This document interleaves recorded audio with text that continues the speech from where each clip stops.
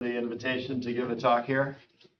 I've been visiting this lab for many decades since I started collaborating with David Kossauer in the early 90s. We had a NATO grant to, defend Paris from the Russians, and it worked so far. And you got the big prize.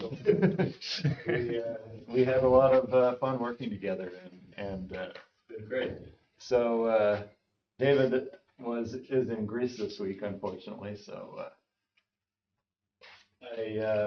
I've always been looking for different ways to try to compute more and more difficult or precise amplitudes for colliders, and but maybe it's time to turn it over to the machines, So we were exploring whether we could train some AI models to learn the structure of scattering amplitudes.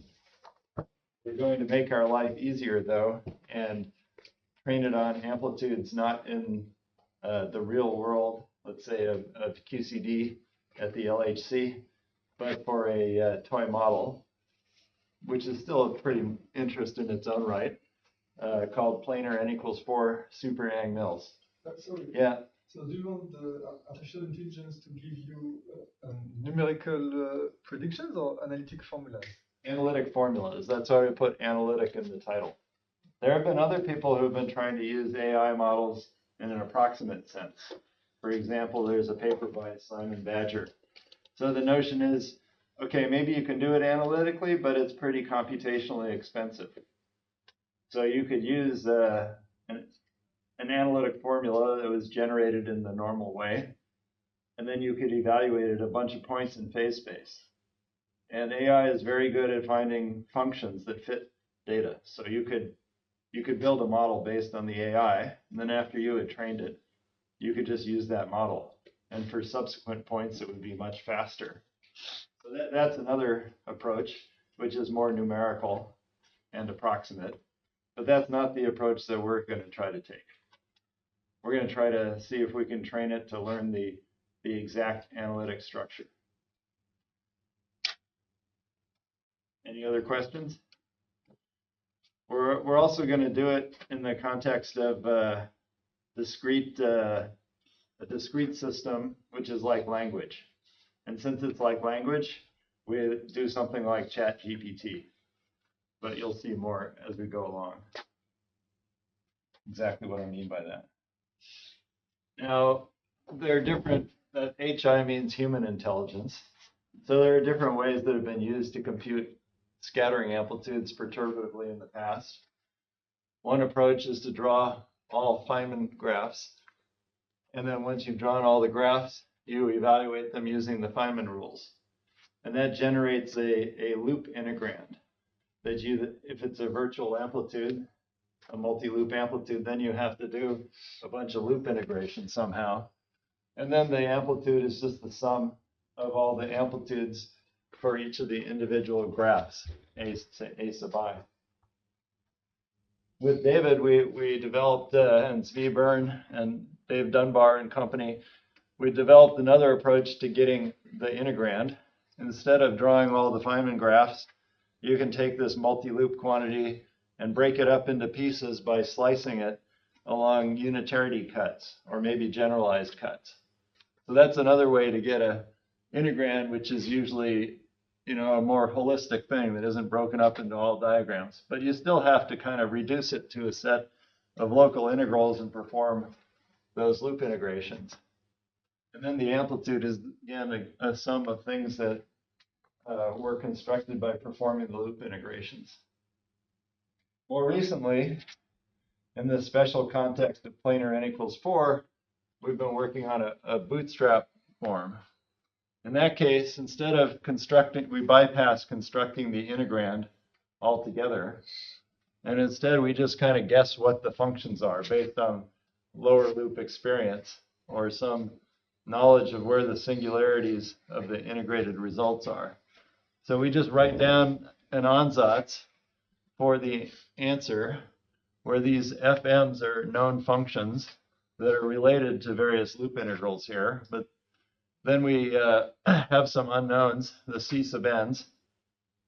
But because the amplitude is a linear function of them, and all the constraints we have are on the amplitude, so they become linear equations since the unknowns all appear linearly.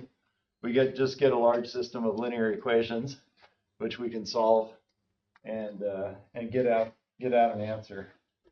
And using this route, we've been able to generate some pretty high loop order data, well beyond what it's possible to do in QCD. As we'll see, we can get up to 8 loops. And this data can be presented in a sort of digital way using something called the symbol of multiple polylogs. And that's sort of the data we're going to feed to the AI model to see what it knows about the structure of these amplitudes, what it can learn when we give it pieces of the amplitude. So as I was saying earlier, we got into this for doing higher loop calculations in QCD to get more precision for standard model predictions at the Large Hadron Collider. But that's too hard to get high loop order data. So for the purposes of training a machine, we're going to look at analogous scattering amplitudes in n equals 4 super Yang-Mills theory. So that in that theory, instead of having gluons and quarks, we take the quarks out and we put in 4 gluinos. So there, the quarks are in the fundamental representation, and the gluinos are in the adjoint, which is the same as the gluons, just sort of indicated that with the double line. And then to fill out the rest of the n equals 4 supermultiplet, we also have some scalars that are also in the adjoint. So basically in n equals 4 super Yang-Mills, we sort of scatter supermultiplets of gluons, gluinos, and scalars. And the Feynman vertices are similar, although there will also be Yukawa couplings and 4 scalar vertices and so on. So we won't go into the details of that. And then we want to go to the planar limit because things simplify. So we take the gauge group for the n equals 4 super Yang-Mills theory to be SU and colors and take NC to infinity. And that would only be, then we would only get planar Feynman diagrams. Now, in this planar n equals 4, we understand sort of to all orders what the rational structures are. If we write a generic function as something that's rational in the kinematic variables, multiplied by some transcendental functions, some special functions, the rational stuff is pretty well understood. And so we can focus on trying to compute the transcendental functions. Also, in this planar theory, we know all the form of all the infrared divergences, so we can remove them by dividing by an exponentiated function that contains all of them. And since this is pretty well known, I'm not even going to describe it, but we know how to remove it, so we can just deal with the sort of leftover finite function after we've removed all of these infrared divergences. And thanks to work by Benjamin and Alex Tumanoff, we have some really excellent, and others, we have some really excellent boundary data.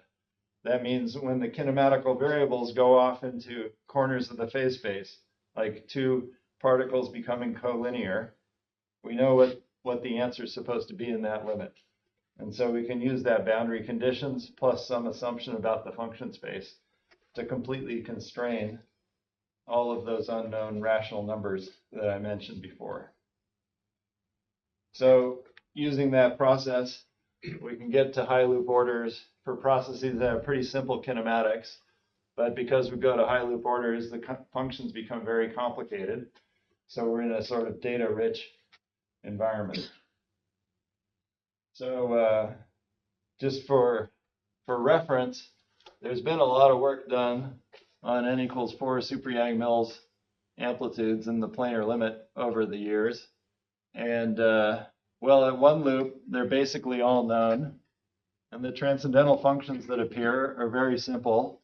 They're just the dilogarithms. This is as a function of the number of external massless particles, or pure amplitudes. We'll also discuss a form factor in a second.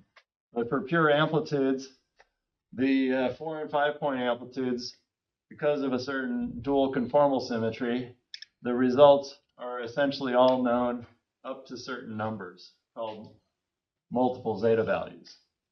And the first place where the amplitudes become non-trivial is the 6 point amplitude.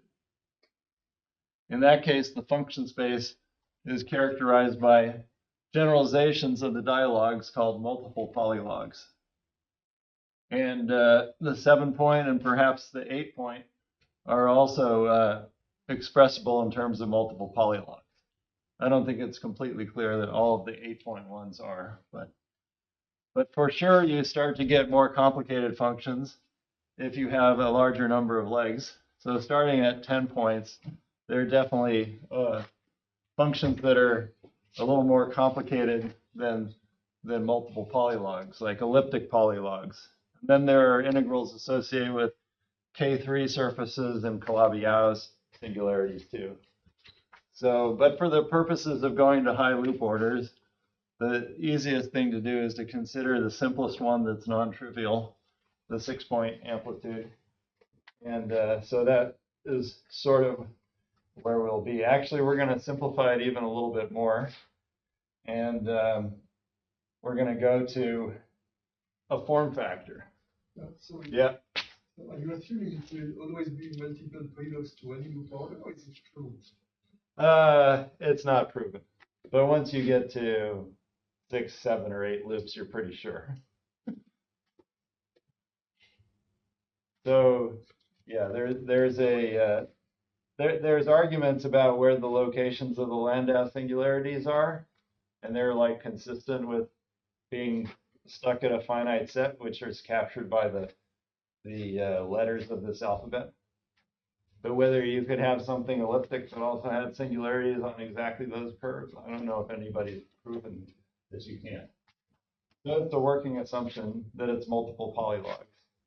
And then there are other assumptions that we build in, some of which are motivated by causality and so on. But there are a lot of assumptions. But the good news is that this boundary data that Benjamin and Alex provide, it's very constraining. And if you get anything to work at all, it's basically bound to be correct because it's such a complicated surface that you get agreement on. Any other questions? So we actually are going to consider a form factor, and this form factor is closely related to a problem of current interest in precision Higgs physics, which is the production of a Higgs boson at the LHC.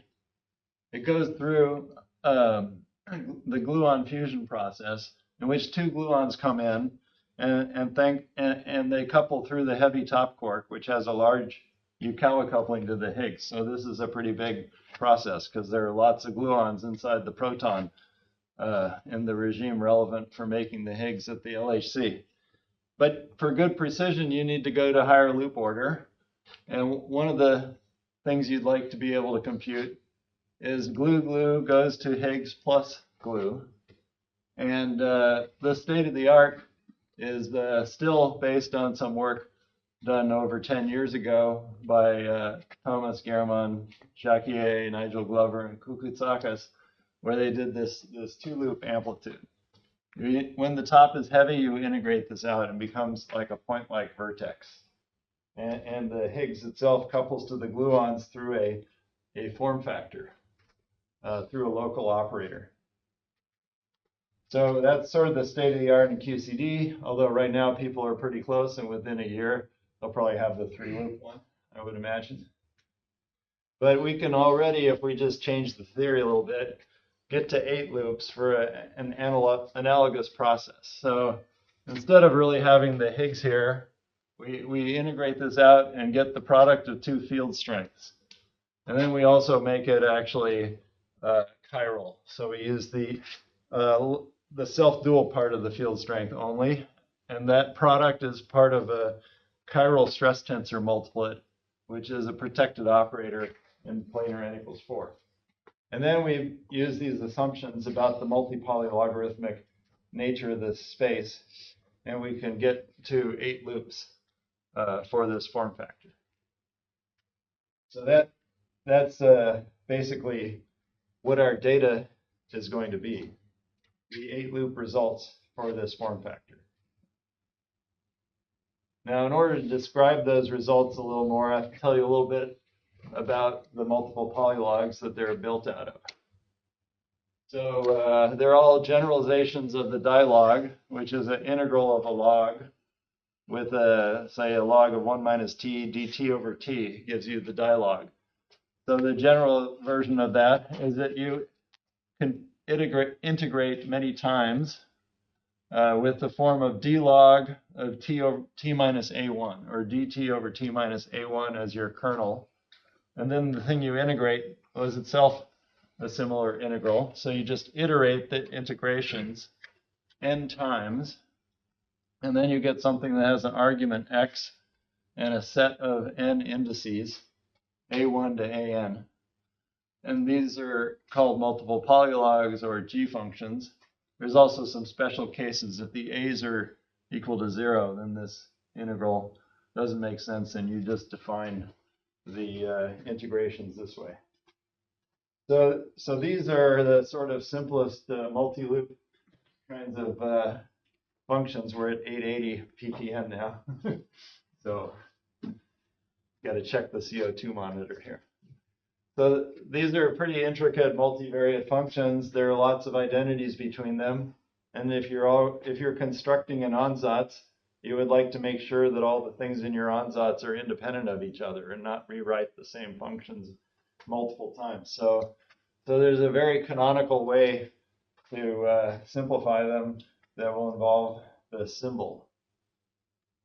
But just heuristically speaking, the space of multiple polylogs with a certain set of assumptions about how you build it up, it always grows kind of typically at a fixed rate. That is, you get a certain set of functions that's approximately the same multiple of how many functions you had at the previous order, and then you build them up. So for this form factor case, we have 3 functions at weight 1, which are simply logarithms that we're allowed to write down. And then we have dilogs and higher logs and more complicated iterated integrals up there. But we can organize this whole space by sort of taking derivatives of it. So the derivatives are quantized in a sense. That is, the multiple polylogs that we need for a given problem don't have all possible arguments. They have a very restricted set of arguments. And rather than writing them in that iterated integral form with the list of the AIs, it's more convenient to write them in a differential form and constrain the structure of their derivatives. So if we have one of these weight n generalized or multiple polylogs, and we take its total differential, that basically undoes some of the integrations, and we always get d logs for some set of functions of the underlying variables, which we call the symbol letters, which are letters that belong to a set of all such possibilities, which we call the symbol alphabet. And so the key question in constructing these spaces of polylogarithms are what is the symbol alphabet? So this differential structure can be mapped into a Hopf algebra. So Hopf algebras map functions to products of functions, or tensor products. And there's a part of the Hopf algebra coaction which maps this function, which has weight n, to a tensor product of something with weight n minus 1 and something with weight 1. And the weight 1 thing is just the logarithm of these letters, sk. And these things here, we call them the first coproducts. But they're essentially just a record of the derivatives. But these are functions, pure functions that have weight 1 lower weight. So this is just a handy way starting to pick apart the structure of the functions in this space. And when we go to high loop order, if we're lucky, the symbol alphabet will also stay constant. Not only the fact that it's multiple polylogs, but the fact that all the singularities don't change. There are other cases where you have more complicated kinematics, where the symbol alphabet gets more complicated as you go up in loop order. But for this case, we don't think it does. So we describe these first coproducts, SK, but we can just differentiate them now too. And they will have the same, their derivatives will have the same generic structure, and they can be expanded in terms of something that has weight n minus 2 and has two of these indices up here. And that defines another piece of the Hop algebra where you split things into weight n minus 2, 1, and 1. And these are weight n minus 2 functions, and then you see these logarithms here, and you sum over everything in the symbol alphabet. And obviously, you can keep iterating this, and you get the maximally iterated coproduct where everything's broken down to ones. And then by that time, you sum over all of these guys. And at this point, by convention, we just remove the logs to save writing not having to write log all the time. And then these guys will just be numbers, rational numbers. So that's called the symbol, this maximally iterated coproduct. Yeah, question? So the sum is over the SIs or the I's? I mean, the I's label which symbol letter you have. So to be concrete, we're going to do a problem with 6 symbol letters. So this is a tensor that has 6 to the n possible entries, which are all numbers. In fact, most of them are 0, but in general, we'll see why they're 0. But there's a gigantic tensor here, a large tensor here. So it captures all the information about the function. Thank you. But in kind of a verbose way. Any other questions? There's a sort of simple one-loop integral, which is the most complicated integral you get at one loop for a process with this kinematics, where one of the legs is massive, like the Higgs boson, or the momentum transfer squared of the operator, and then 3 other ones are massless, corresponding to gluons being massless. And if you work out this integral, you get some dilogarithms and some log squared, and it's convenient to use dimensionless ratios as your variables. So U is S12 over S123. This is the Lorentz products, and S123 is also the mass of the Higgs squared, or the operator momentum squared. And V is S23 divided by S123. There's also a third one, W, which is useful to put in for the symmetries, but kinematically, it's also 1 minus U minus V. When you use these rules and the fact that the derivative of Li2 of U, 1 minus U, 1 over U, has a logarithm of 1 over U in front, you, after some simplification, you get this symbol for this function.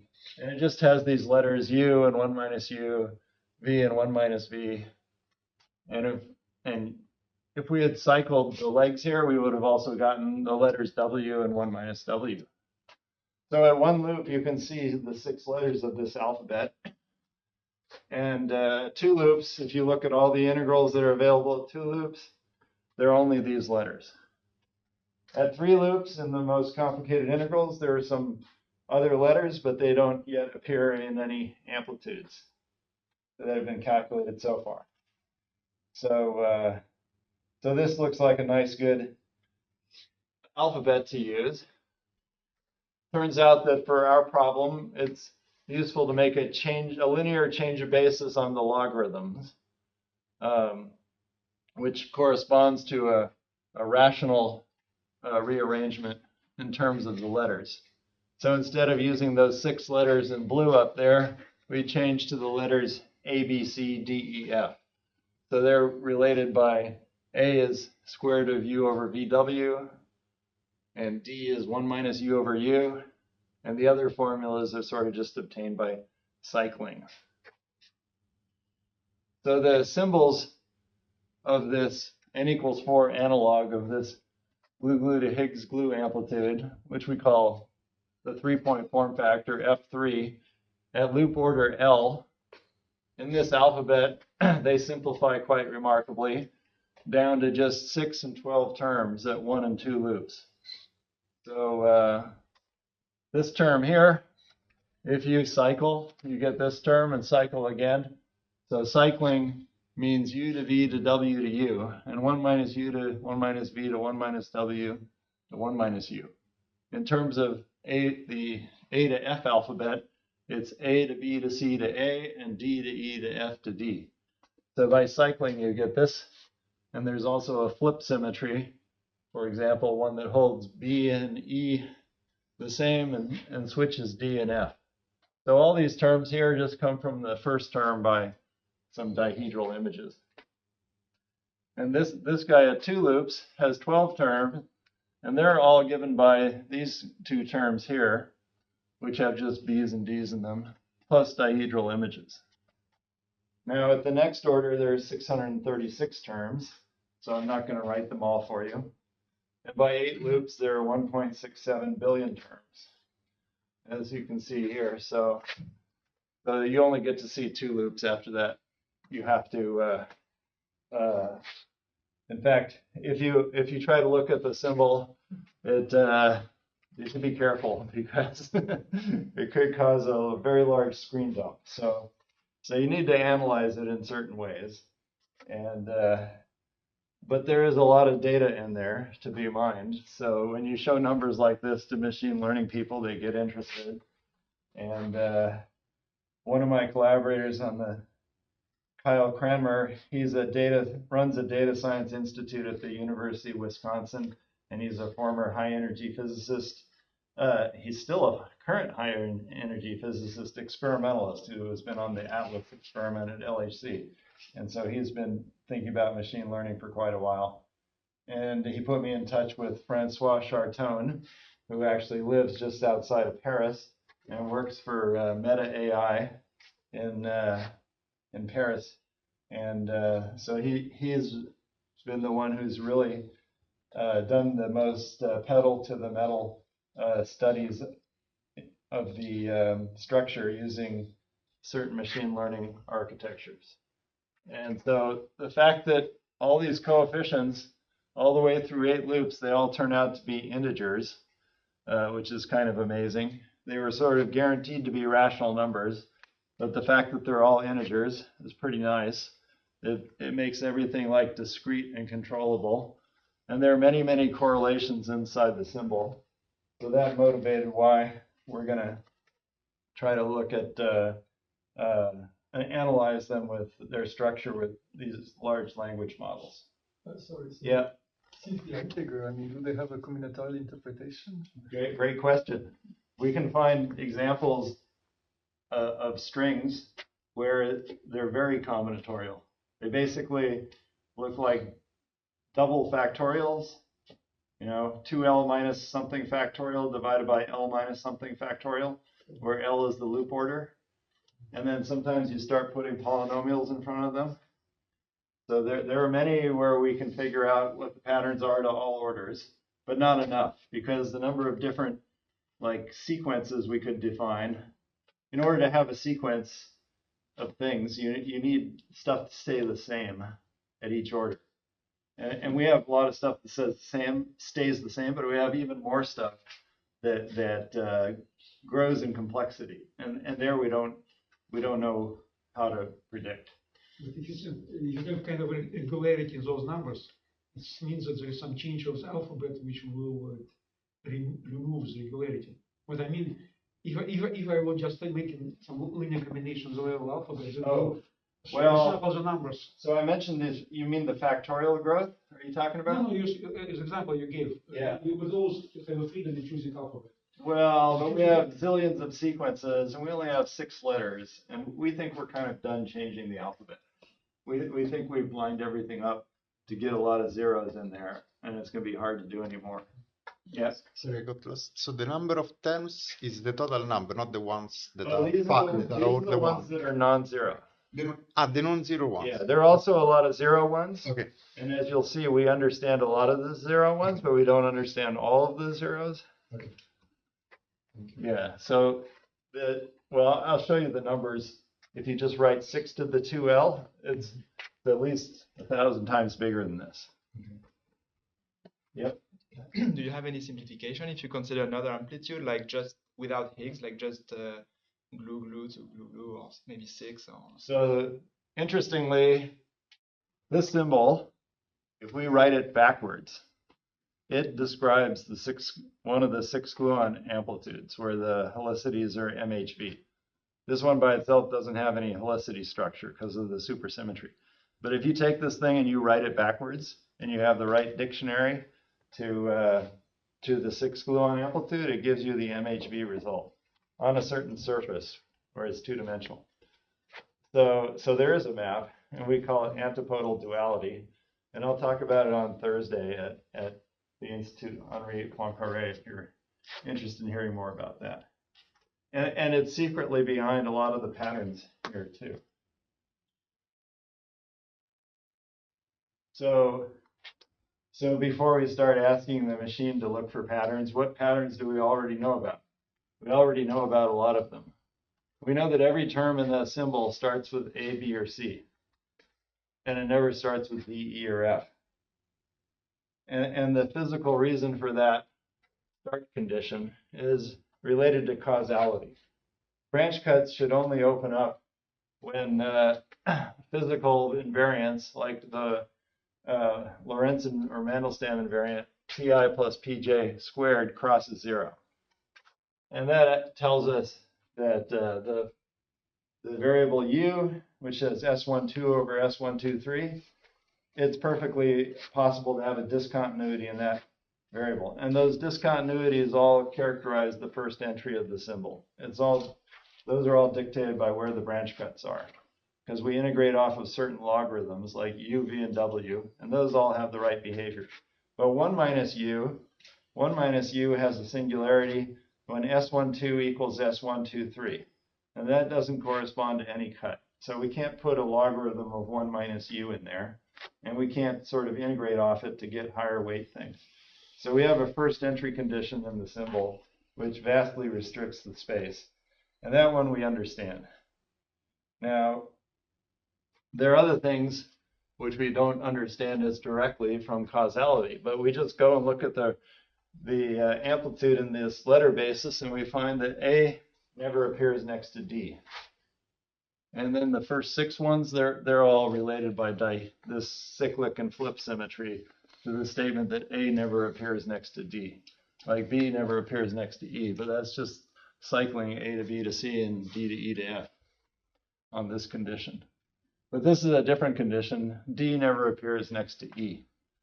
So there's 2 6 orbits of these adjacency conditions.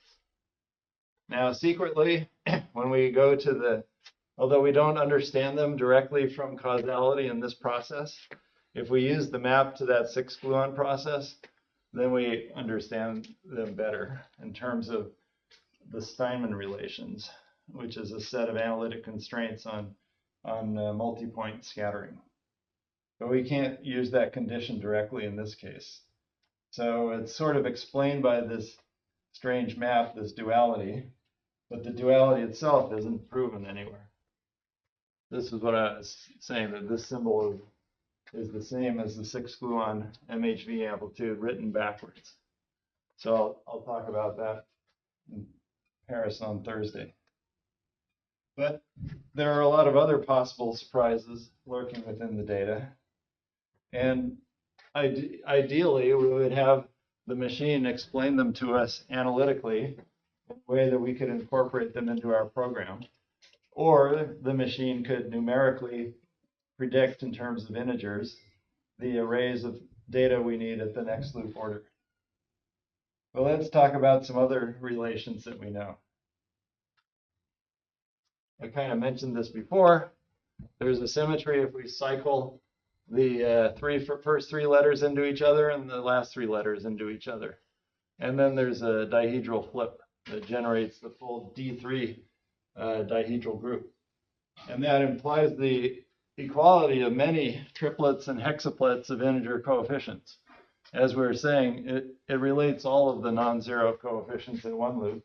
But inside this multi-loop data, there are many cases where the integers are the same because of this symmetry. Another important constraint is integrability.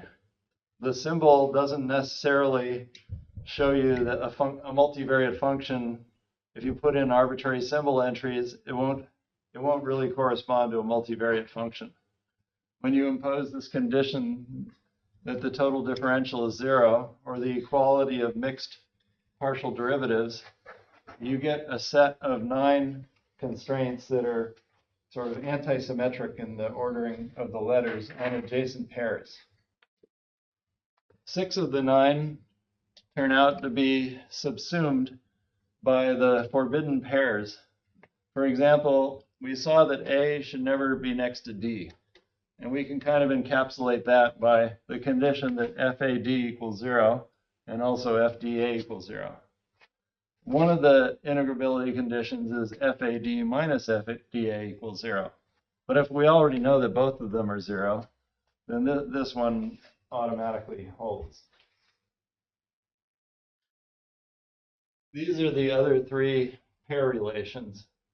So 2 of them have length 4, and one of them has 14. And let me explain this notation a little bit more. These guys hold in every pair of slots in the symbol. So whenever you have an A, B next to each other in the symbol, that means there's a coefficient that has this form here, where these other things, L1 to L2L, could be any other letters in the symbol.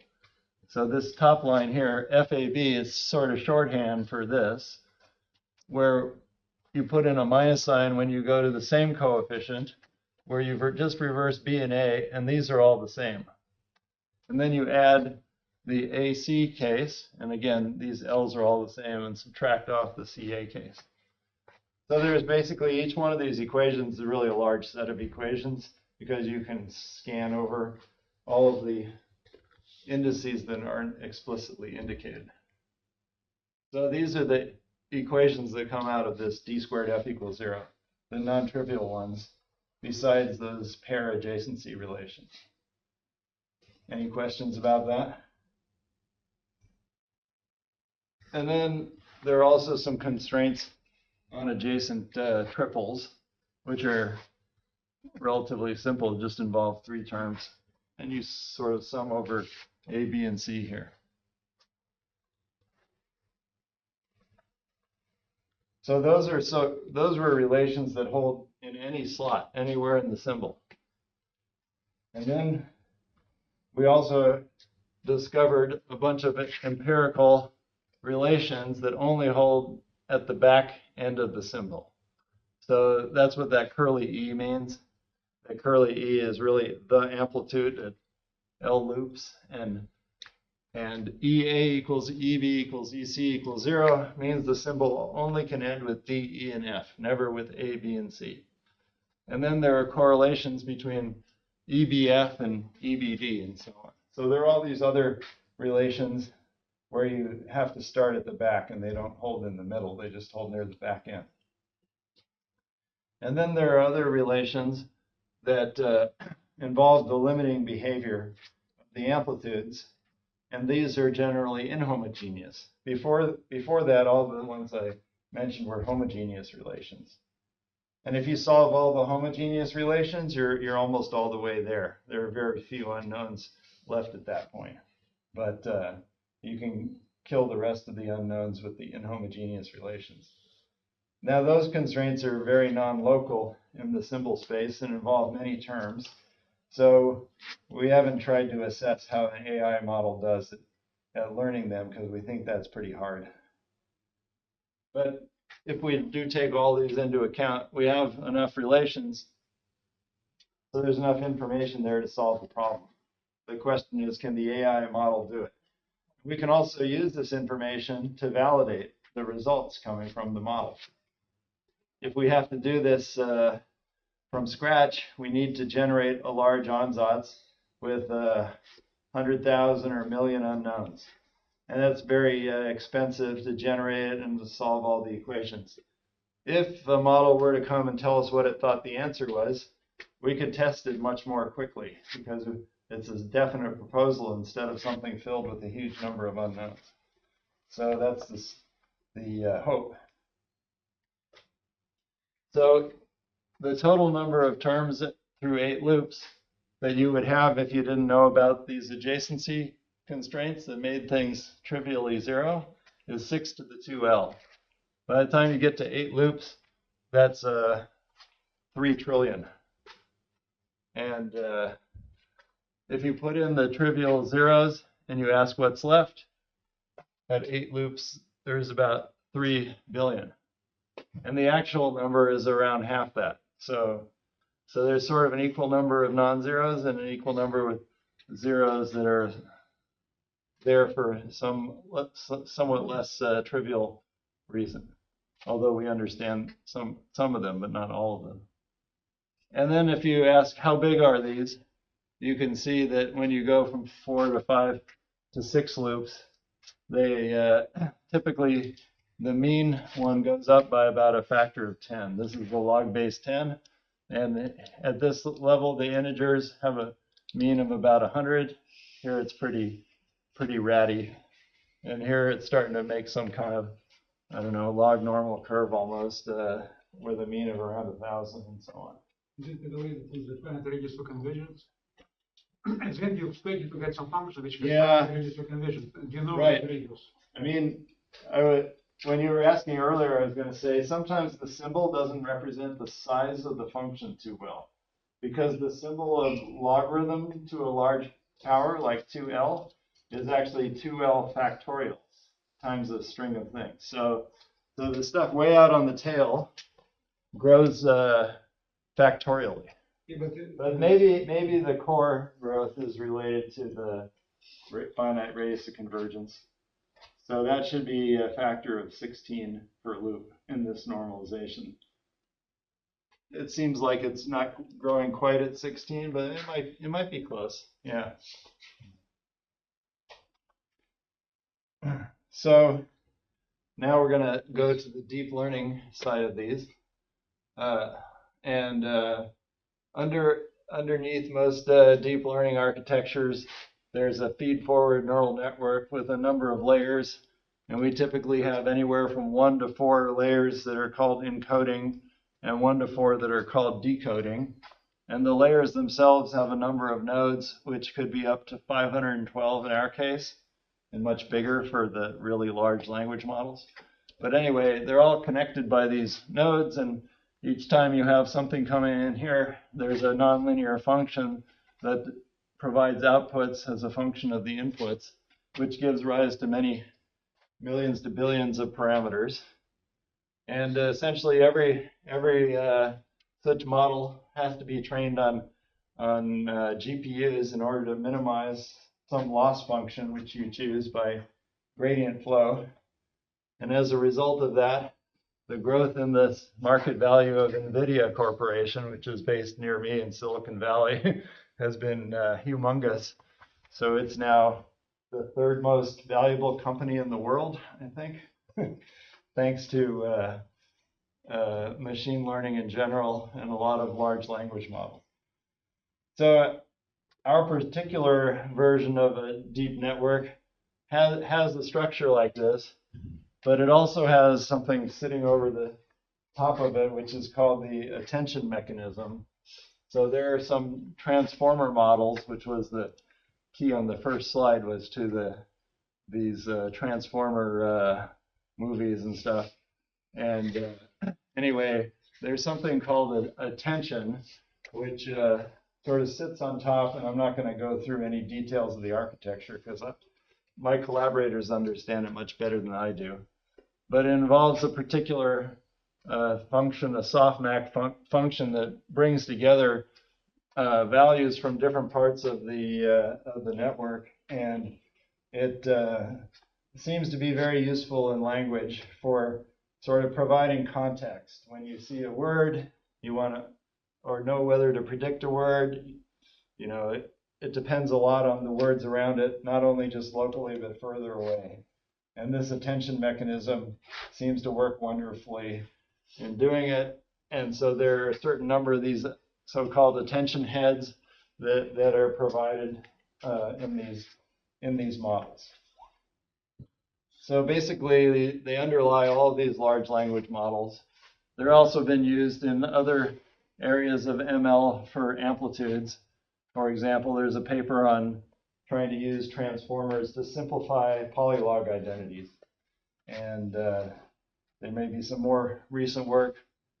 So that's with Matt Schwartz, one of the authors there, and he's also worked with simplifying rational functions that appear in amplitudes with Clifford Chung using machine learning methods.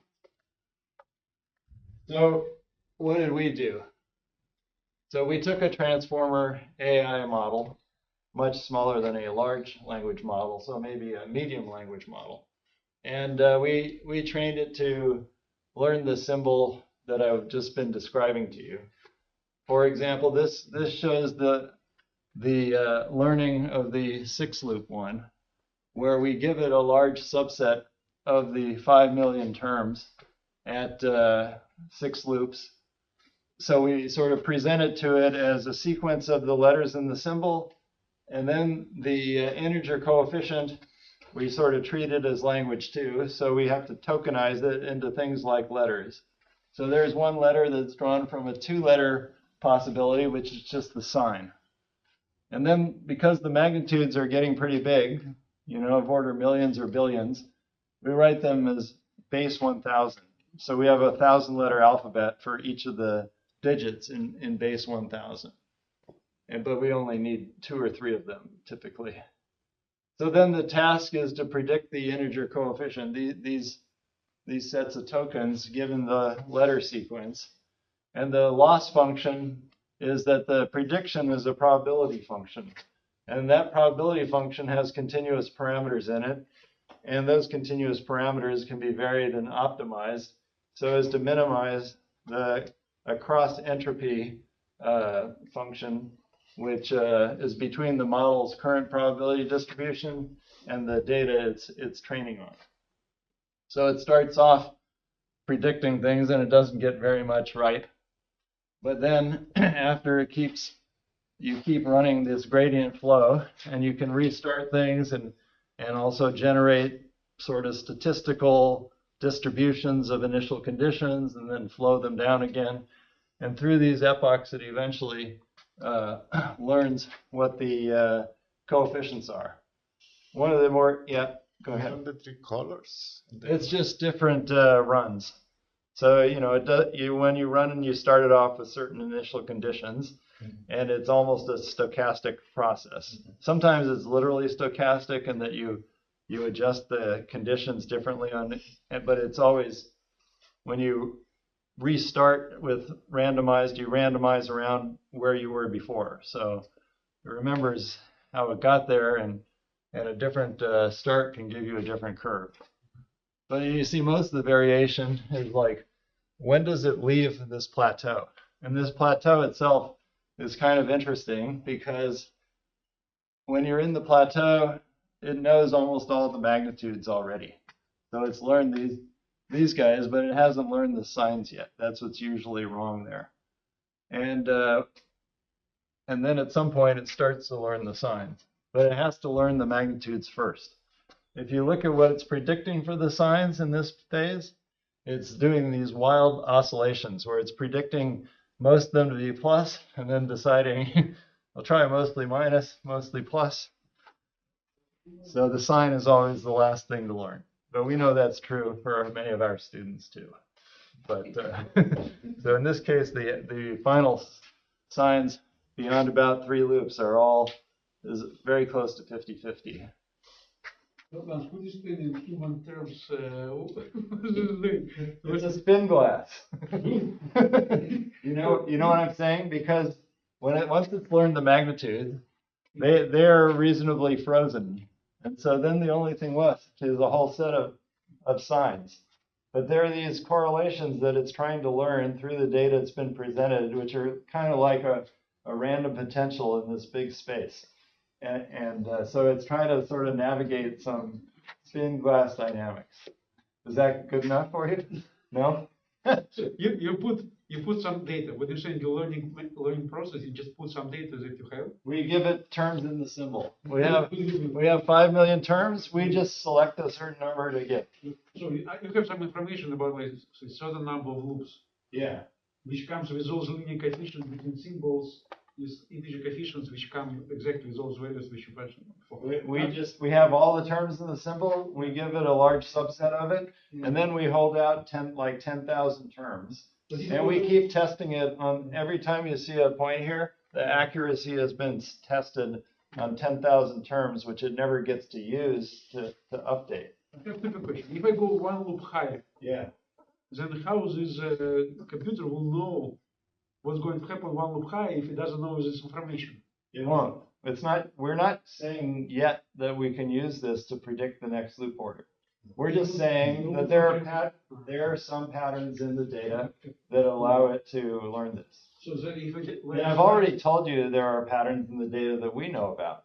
For example, one of the easiest things we think it should be for it to learn is dihedral symmetry.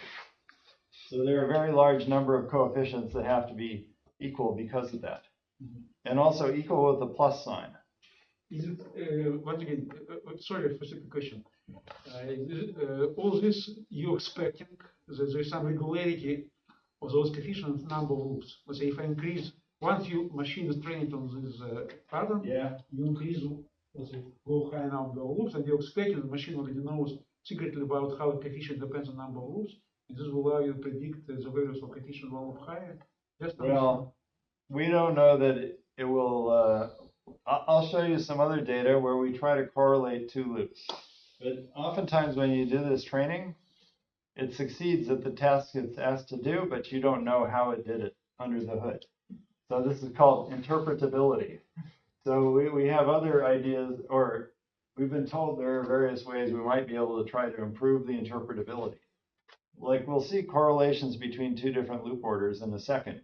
And maybe we can leverage that to predict the order after that. But for now, it's like the correlations between 5 and 6 loops, and it doesn't yet tell us how to do 6 to 7. So, yeah. Yep. So the plateau, I mean, if you, the way in which now I think about it is that you have a kind of symmetry between the signs. Yeah. So you have, two populations of coefficients. There are equal numbers of signs in the answer. But then this can it become a problem? Because if I increase the system size, which would be probably going to higher loops, then the length of this plateau can grow because the symmetry breaking field to bring you to the right populations shrinks. So, do you see anything? Do you see, for example, the plateau growing when you go from one loop to the next order? So, well, the problem is this growth of the system is so fast that we haven't done exactly the same experiment at 7 loops because it's too big.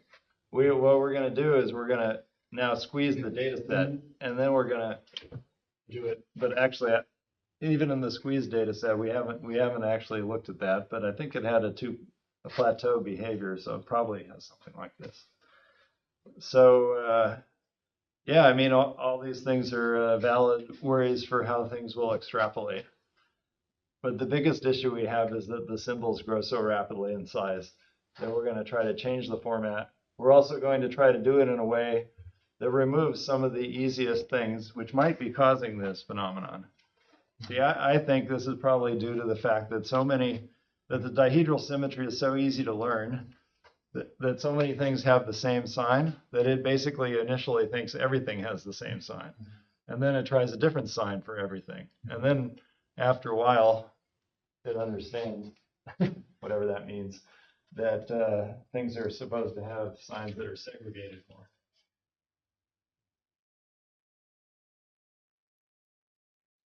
to try to get a little more insight into what it was learning, we took a lot of the relations that we already know, and then we asked, how is the performance on those relations as a function of the training epoch?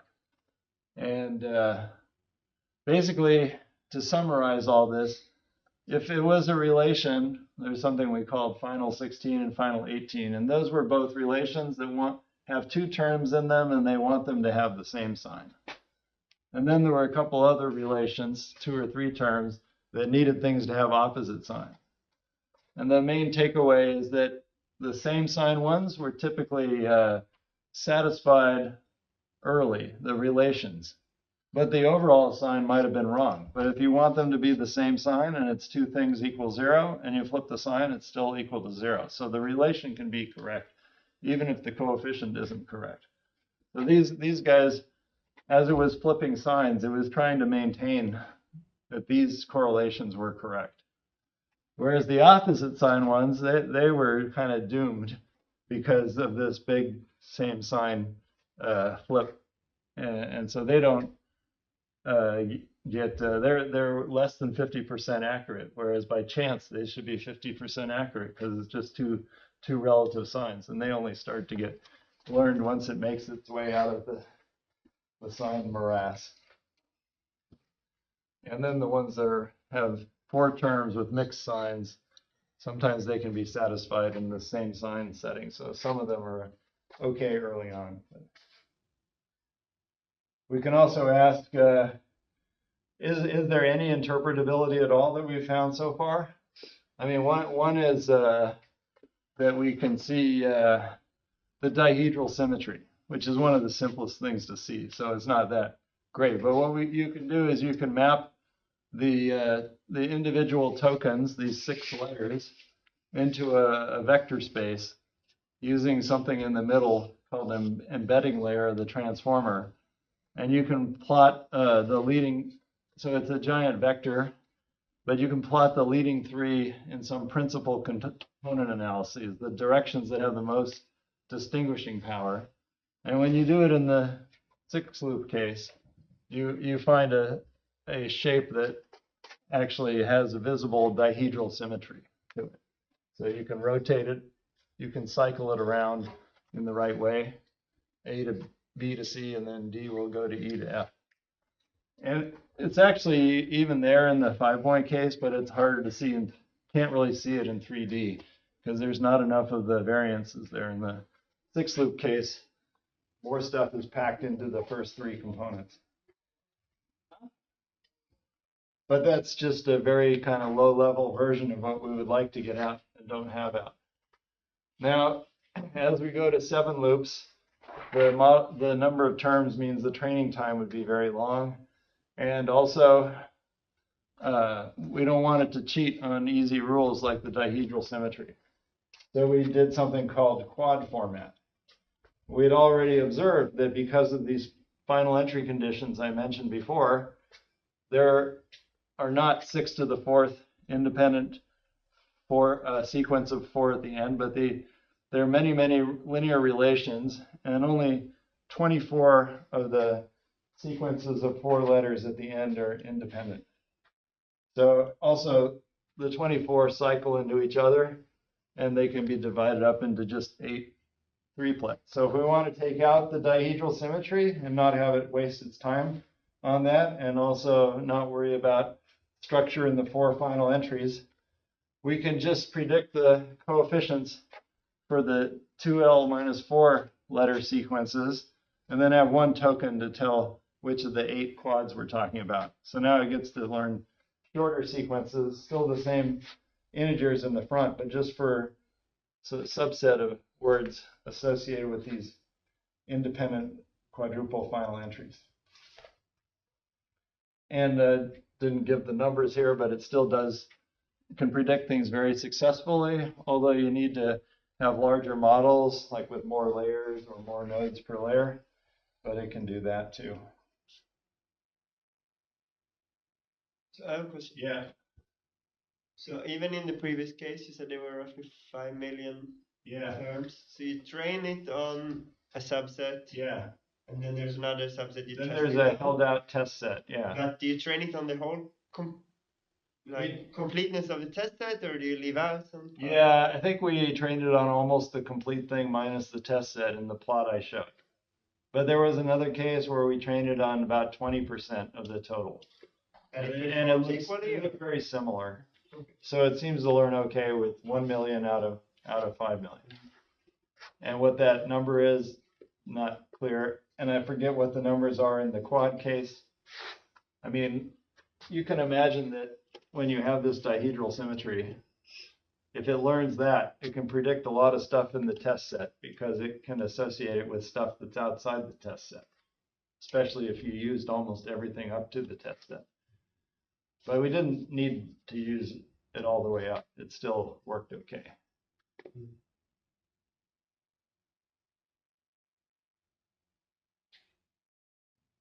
So let's see. Maybe I just skipped to this one. So this is an experiment to try to correlate two different loop orders. Suppose we have a string with an integer prefactor, and it has 2 L letters in it, which is appropriate for L loops. If we remove 2 letters in any one of the possible ways, then it becomes a string which has 2 fewer letters, and that's the appropriate number of length for the L-1 symbol. So we can go look in the L-1 symbol and read off those coefficients. And then we can try to establish a correlation between this set of coefficients and this original one in order to, after we've done a certain amount of training of that, we asked, can it predict from the data given here, can it predict the coefficient over here? And so the answer is yes, as long as we get enough correlated pairs. I mean, all of these are really way above 90%, but if we strike it out and do all possible pairs, we get over 98%. And then these are ones where we strike out according to the maximum separation. So this one only allows you to strike out adjacent pairs. So there are not nearly as many ways of doing that. There's L2L-1 for this case, but there's only of order L, say L-1 for the bottom case. Anyway, it can do pretty well, but it doesn't do it in a way that we can establish an analytic relation. But it suggests to us that there are a lot of analytic relations. And so that motivates us humans to go look for them because we haven't got the machine doing that just yet. So we looked for them. Okay, some of them we looked for even before we had these results, but then we try to rephrase the results in a different way. So this is what I was mentioning before, that if we have a certain well-defined sequence that we can define to all loop orders, then there, in many cases, things are predictable. This is one of the simplest sequences. It has to end in D, E, or F. By cyclic symmetry, we might as well just say it ends with D. It has to start with A, B, or C. And one of the simplest sequences, which we already saw appearing at 1 and 2 loops, is to have a huge string of Ds and then one B in the front. So you just go look at the 6 loop data and you find this sequence here. And this one, everybody in the room has already seen. It's this double factorial, obviously. Well, okay, take a few ratios and you'll see it pretty quickly. So it's -2 to the L, and then this double factorial of 2L-1 factorial over L-1 factorial. And then you can go check it at 7 and 8 loops. So we can actually find hundreds of similar independent sequences of the similar type, where the first 7 letters are arbitrary, but then the last 2L-7 should all be Ds. In this case, all but 2L-1. 2L-1 were Ds, but here we relax it to only 2L-7. And the formulas look very similar, except this one here starts to get bigger. So you should use a little bigger, little smaller values of L- something bigger. And then polynomials in L. I won't write those formulas, but we can, once we have these all ordered formulas, we can try to rewrite them in a way that resembles these strikeout experiments.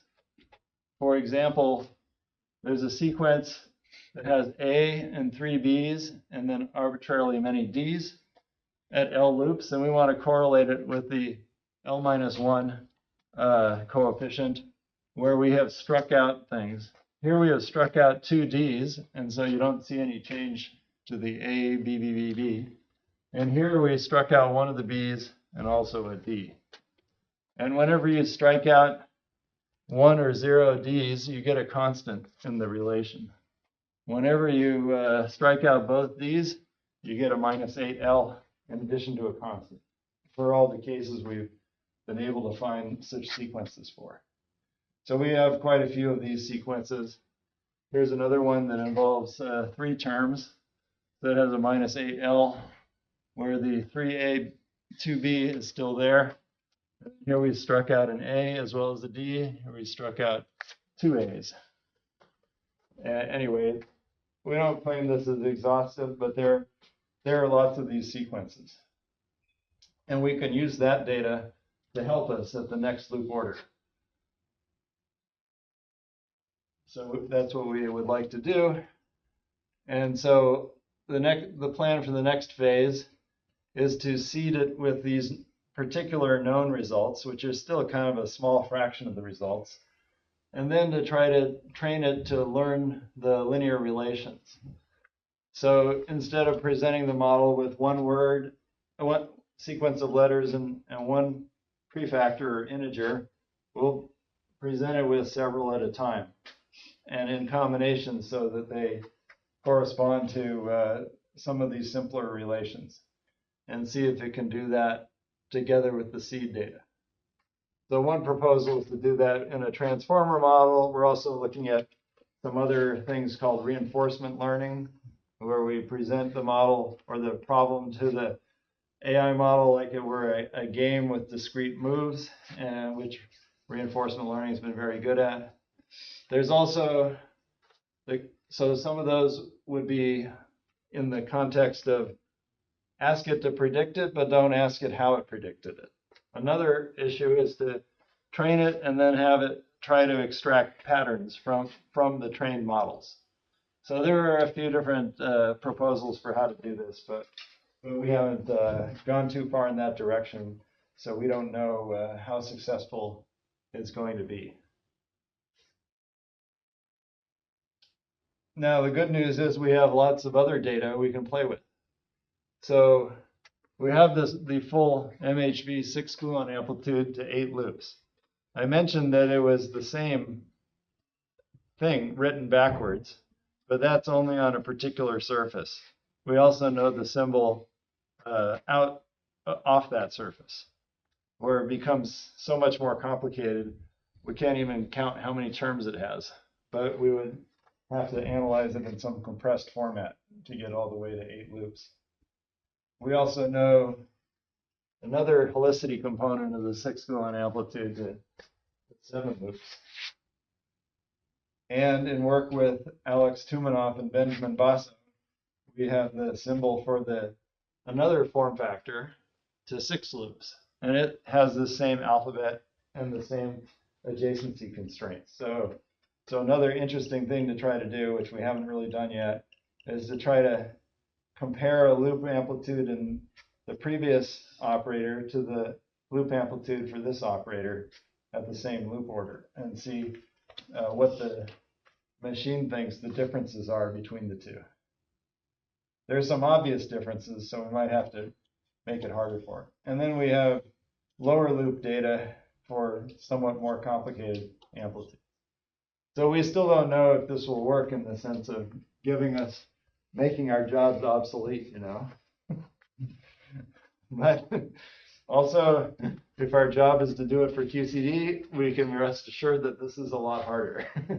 Because in QCD, you know, it's not just about these transcendental functions where we only have data through about 2 loops or so, 2 or 3 loops, but they're also very complicated rational prefactors. And humans have to train machines to understand all the correlations between the transcendental functions and the rational prefactors. So this is very, you know, it'd be nice to apply this to other kinds of data-rich non-scattering problems. There's lots of other data in n equals 4 besides scattering amplitudes. It comes out of integrability and the, you know, anyway, stay tuned. That's all I had to say. Thanks for your attention.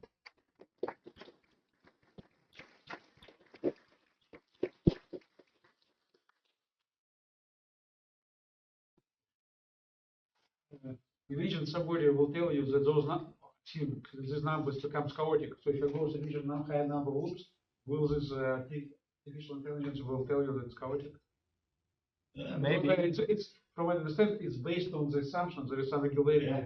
Maybe we can do some kind of, you know, PCA or nonlinear PCA analysis that drops things down onto some lower submanifold, but then that manifold starts to blow up as you go to higher loop orders. That'd be fascinating. I bet it won't be chaotic. After all, it's integrable. But I don't know. Could it have predicted that K3 integrals would come out of your calculation? This approach probably would not. It's too baked in what the structure is for it to make a leap outside that framework. You know, here, the sort of standard large language models, you know, you can ask them math questions. It's allowed. And they do math very well up to a certain size. And then they kind of fall apart. Why is that? Well, because they are kind of trained on the internet. And on the internet, there are lots of medium-sized numbers, but there are not very many, you know, very large numbers associated with each other in the, you know, in the form of something that can train to learn addition. So it doesn't really learn addition. So when we have relations like this and it's learning them, we have to be careful about what it means too. Benjamin. I don't remember if you said it during the talk, but is it possible to predict the number of terms that you will have at higher loops?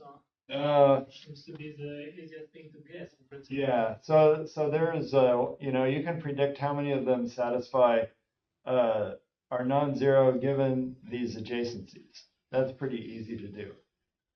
In fact, an interesting sequence. Suppose you have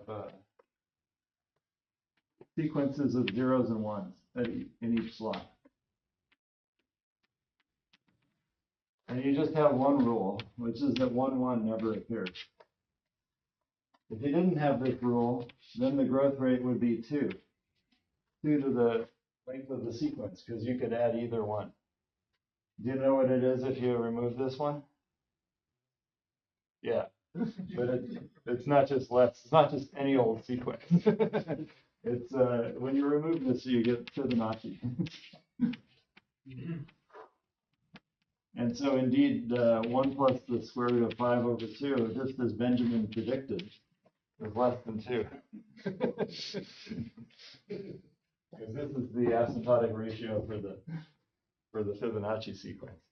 So when you put in rules in this multi-dimensional letter setting, you can actually write it by taking a trace of some matrix.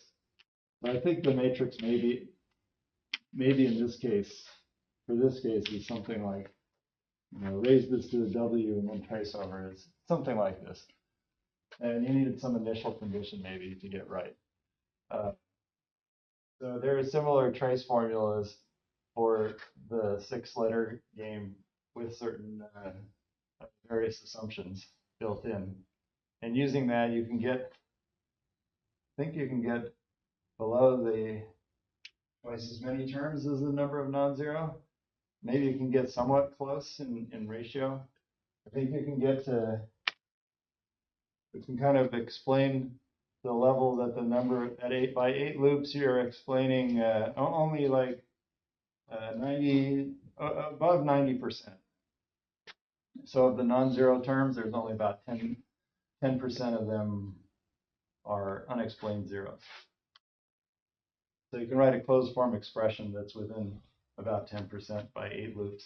But do I understand correctly that you don't expect your ChatGPT for amplitude to be capable of guessing this Actually, that would be low hanging fruit, is for it to give us a formula for the zeros.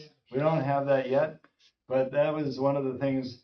We have these friends who have this information lattice learning approach, which is supposed to be able to extract kind of analytic stuff from discrete data. So we've given them our data, and now we told them, you know, distinguishing zeros from non-zero seems like some low-hanging fruit to try. We'll see. Yep. So you mentioned at some point that you have local rules and no local Oh, ones. yeah. By local, I mean they don't involve very many terms. Like these integrability relations. They had, well, some of them were, the adjacency relations are learned very easily because they're ultra local. They just say one term is zero. And then we had 4-term relations. That would seem is pretty local on the scale of things. But if you ask, what happens when you go into the collinear limit? Well, what happens is you have to collapse the 6-letter alphabet to a smaller alphabet. And then you have to set that thing equal to something. But the process of collapsing the alphabet means you get contributions from many, many different terms when you're at high loop order. And so the constraints that you have involve many terms. That's what I meant by non-local. In the space of all such coefficients, they're spread out. And you don't know, I mean, do you know how these non-local rules scale with the number of loops? I mean, because yeah, it's when we solve these equations by first solving the homogeneous equations, which are mostly pretty local, we get down to a relatively small number of parameters before we've even imposed the really non-local rules like the collinear limits and the near collinear limits, which match to the OPE information. So we might have, you know, at worst case, 100 or so parameters left after we imposed all the other stuff. So like if we could train a model to just drop us onto that 100 parameter space, well, we'd have to think about what it means to drop us onto that space, because we'd like to have the whole space, because we don't know where in the space the solution is. But somehow, you know, that's doing most of the work to get onto the subspace where you haven't imposed the non-local rules yet. And you expect that these non-local rules, they come always from these collinear limits? You don't have any non-local rule that doesn't come from these limits? Well, we have various limits that we can impose, and I think they probably all give you non-local stuff. Okay. What's nice is to learn more local stuff. Also, because it's easier even in the old program, if you have something you already know and it's specified in the framework you use, then it just means you don't have to generate an ansatz with unknowns for that piece of it. So the local stuff is good from the point of view of the old thing. So these new things we found, they can help with that. Not enough yet, but they can already help. So we took some of these seed rules that we know, and one other kind of relation that Francois found, and then Alex and Benjamin's data is obsolete through 6 loops. We don't need it anymore. But at 7 loops, we still have a few unknowns. Yeah, I didn't say I was trying to make Benjamin obsolete, but it's just learning what Benjamin already knew. Yeah, so ideally we would learn enough of these correlations, and then it might not be that the problem was totally solved, but it could be solved more easily because we wouldn't have to generate as big an ansatz because of the structure of what the relations are.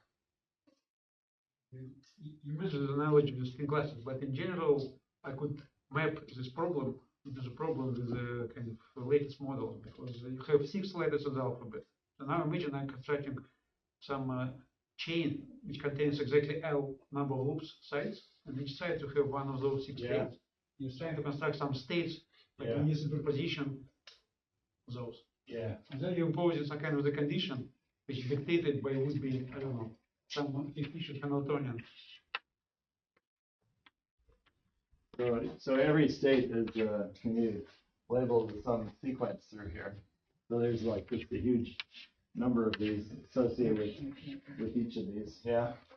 So But then more or less, I could reformulate this problem as a problem of constructing some ground states, God knows for which spin chain, yeah. and all symmetry which imposed the symmetry of the model. I don't know which model, but in this way, why I want to push this, because if I go to large, switch a large number of L, I mean, like thermodynamical limit, I have a possibility that either there's some regularity, you experience like a universal behavior, this is more or less what you're hinting, or maybe there is none. I don't know. Yeah. But these are, no, it's the same kind of universal problem which you. But here you are always sure that there is one solution that is dictated from the Hamiltonian you come from. So I mean, if you can make the Hamiltonian. there is just one solution. That the problem is whether this mixes with other almost solutions that. But the solution that was presented, artificial intelligence has some error involved, right? Yeah, exactly. You don't get one solution. You get family solutions with some confidence level. You could try to make the Hamiltonian be this, if you did it for a probability distribution, then it's more or less this cross entropy between the probability distribution and the true answer. But once you told your, I know, whatever. But that involves putting in the answer. So the question is, can you do it? Do you want to local Hamiltonian? Or? No, You can always find an Hamiltonian.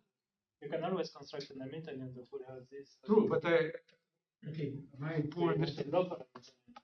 No, I don't know. Ask me. I'm not specialist. I'm just people more professional. But I would say that. Do we need locality in this space?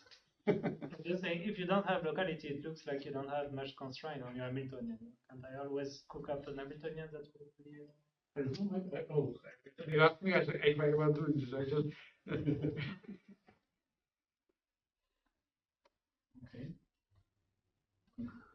Okay. Thank you very much.